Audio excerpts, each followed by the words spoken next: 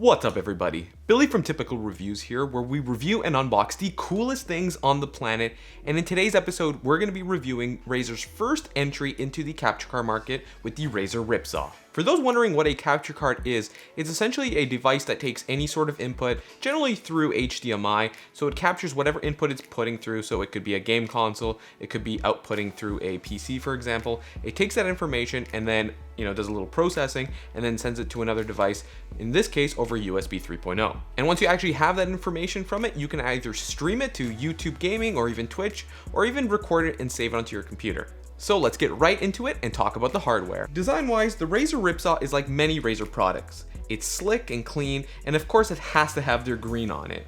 It also wouldn't be Razer if it wasn't murdered out in black and had their logo on it. All the ports on the Razer Ripsaw are easy to access and are labeled right on the device, so there's no second guessing what each of them do. Razer also makes it super simple by adding an audio mixer directly on the device, so you can plug in a 3.5mm mic and auxiliary cable into the Ripsaw and it will do the rest by itself. There's no need to fiddle with any settings on your computer for that part. Now for me, there's only one little nitpick with it in terms of design, and it's honestly not even a deal breaker at all, and it's not something that I would even really consider. It's the green light LED on the front there. It's either going to be red or green if it's working, or if it's not working and actually capturing something. It's not like Razer Chroma products where you can change the colors and have like all sorts of different lights and stuff on it. It's either going to be red or it's going to be green, but maybe there's going to be a Chroma version of the Ripsaw in the future, so we'll have to see. Next, we move on to software and what I liked about it. It was absolutely super simple once I plugged it into my Windows 10 computer. So by the way, for reference, I'm using a Windows 10 computer, but it's also compatible with Windows 8.1 and Windows 7 as well. But I couldn't find anything for Mac, so Mac users, you guys are gonna have to look elsewhere for this one. But if you're in the Windows camp, this is gonna be working for you.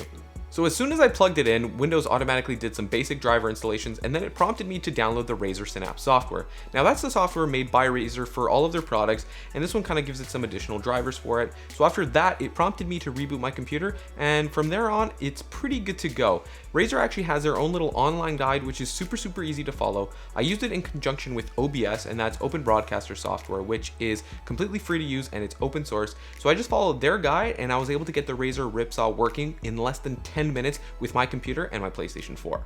Now there is one thing that I don't like about the software portion of it, but this goes across all capture cards. Their software is not very robust, and the Razer Synapse is no exception to this. All you can really do is just to check if it's working or not with it, and the bulk of the customization is actually done within OBS, and that's what I used in my case, but it is also compatible with XSplit if you prefer. I prefer OBS because, like I said, it's free, it's open source, and since it's been around for a while, there are a ton of guides online to getting the things the way that you like it.